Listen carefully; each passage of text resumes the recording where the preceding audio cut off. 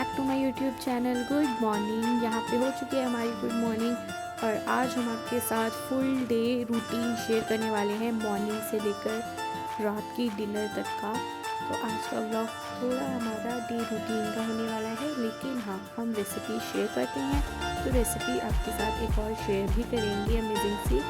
तो यहाँ पर सबसे पहले मॉर्निंग में बनती है चाय, क्योंकि हमें जाना होता है स्कूल, तो उसके लिए यहाँ पर मम्मा ने चाय बना दी थी। फिर इसको मैंने निकाल लिया था कप्स में, और ये स्पाइडरमैन वाला मेरा है और बाकी ये तो कप मम्मा पापा के हैं। और फिर यहाँ पर हमारे लिए मम्मा ने बनाए थे आलू के पराठे। तो यहाँ पर आज दी जाने वाली थी स्कूल, आज मैं नहीं गई थी क्योंकि आज मेरा ऑफ था, तो इसलिए फिर यहाँ पर मैंने दी के लिए लंच बॉक्स पैक कर दिया था गर्मा गर्म से आलू के पराठे। और ये मम्मा ने सिर्फ दी के लिए 2 ही बनाए थे, क्योंकि बाकी हमारे लिए वो मम्मा बनाने वाली थी ब्रेकफास्ट एक डिफरेंट, जो कि था एग भुर्जी और साथ में गर्मा गर्म प्लेन पराठे।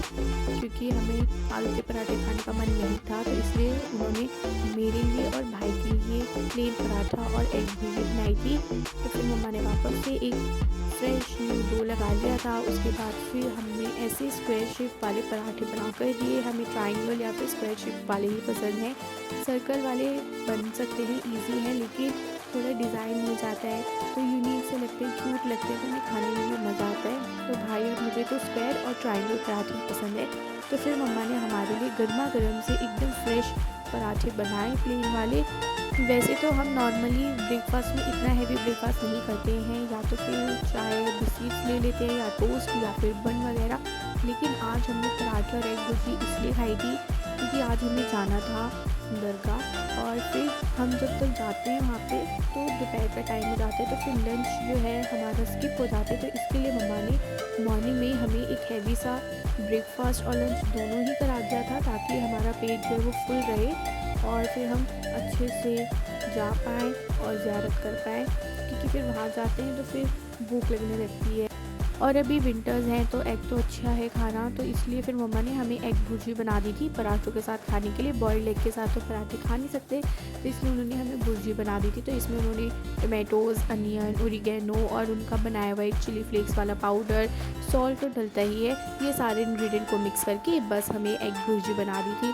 और ये बहुत ज़्यादा यम बनती है, मतलब मुझे प्लेन एग ऑमलेट से ज़्यादा एग भुर्जी पसंद है मम्मा के हाथ की।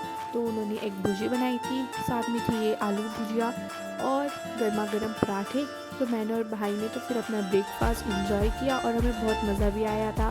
फिर उसके बाद भाई चले गए थे अपने काम के लिए और फिर मैं और मम्मा चले गए थे दरगाह, क्योंकि हम बहुत दिनों से नहीं गए थे। तो अभी हम आ गए हैं निज़ामुद्दीन औलिया बाबा की दरगाह पर। फिर हमने यहाँ पे दुआ मांगी सबके लिए। और विंटर्स हैं और धूप जब आती है ना, तो इतना अच्छा लगता है देखने में, बहुत ही प्यारा लुक आता है जब आप सामने से देखते हैं, तो और ज़्यादा अच्छा लगता है। और फिर आज मम्मा ने मुझे दिखाई थी ये बॉली, जो कि दरगाह की बैक साइड पर है। तो वो हमने बहुत सालों पहले देखी थी और अभी फिर मम्मा ने मेरे को आज दोबारा से दिखाई थी। तो मुझे बहुत पसंद है बॉली देखना, तो फिर हमने वहाँ पे बॉली देखी थी और फिर हम घर आ गए थे। और ये है आज की अमेजिंग सी विंटर स्पेशल एक और रेसिपी, जो कि है आलू कचौरी। ये इतनी ज़्यादा यम बनती है, इतनी ज़्यादा यम बनती है, मतलब पहले मुझे आलू के पराठे बहुत अच्छे लगते थे, क्योंकि मम्मा आलू कचौरी बहुत मतलब कम बनाती है, क्योंकि हमें ऐसा था कि आलू कचौरी ज़्यादा अच्छी नहीं होती है, आलू के पराठे ज़्यादा बेस्ट होते हैं। लेकिन जब उन्होंने आज आलू कचौरी बनाई तो मेरे नंबर 1 पे ये आलू कचौरी हो गई थी। आलू पराठा अब इतने ज़्यादा अच्छे नहीं है, मेरे को आलू कचौरी बहुत ज़्यादा अमेजिंग लगी। ये सच में बहुत ज़्यादा अमेजिंग लगी थी, आपको ज़रूर ट्राई करना चाहिए। इसका टेस्ट, इसका टेक्सचर इतनी सॉफ्ट, इतनी स्मूथ, मतलब ये बहुत ही ज़्यादा अच्छी थी, एकदम माउथ मेल्टिंग वाली।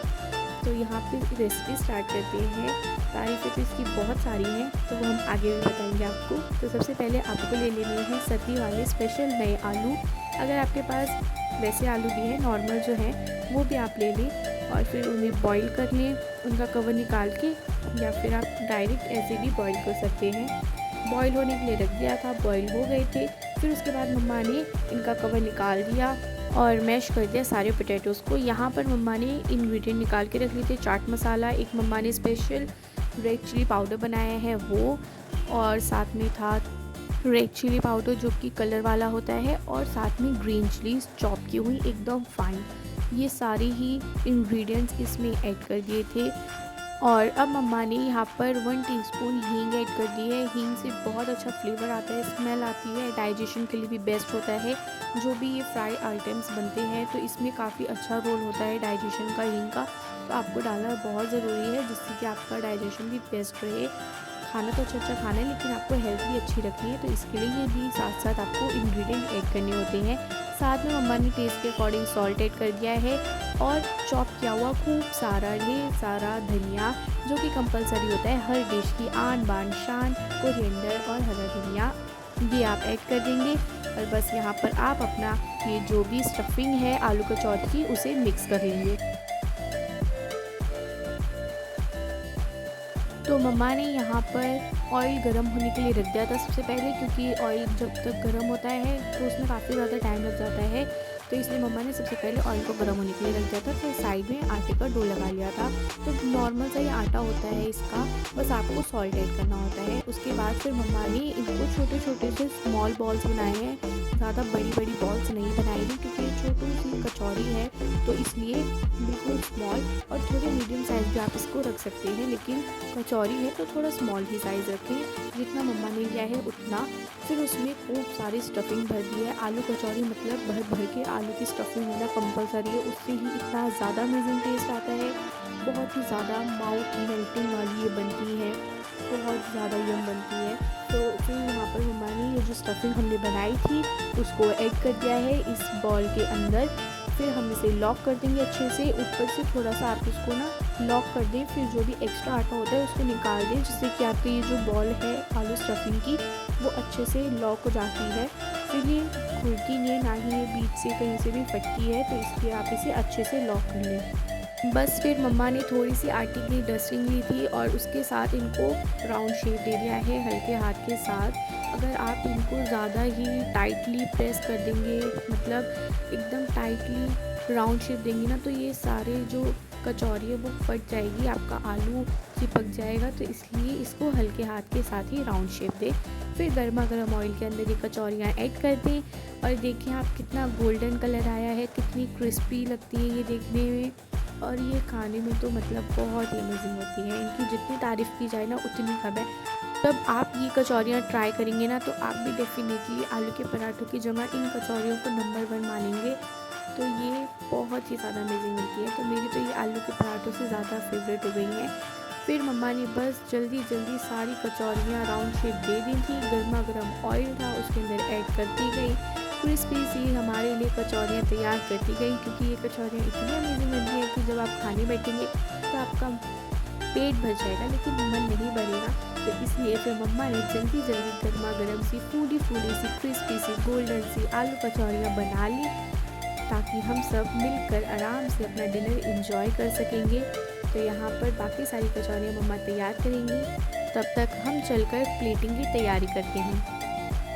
तो ये है फाइनल लुक हमारी गर्मा गर्म बहुत ही माउथ मेल्टिंग वाली आलू कचौरियों का लुक। इतनी ज़्यादा यम बनती है, इतनी डिलीशियस बनती है। अब ये है फाइनल लुक, तो अब मैं भर भर के तारीफ़ें करूँगी, क्योंकि ये टाइम है तारीफ़ों का, क्योंकि ये डिज़र्व करती हैं। ये इतनी ज़्यादा यम बनती है, इतनी ज़्यादा यम बनती है। आलू के पराठों ने इनका क्रेडिट भी ले लिया था साथ में, लेकिन अगर आप ट्राई करेंगे ना तो ये डेफिनेटली आपकी फेवरेट हो जाएंगी।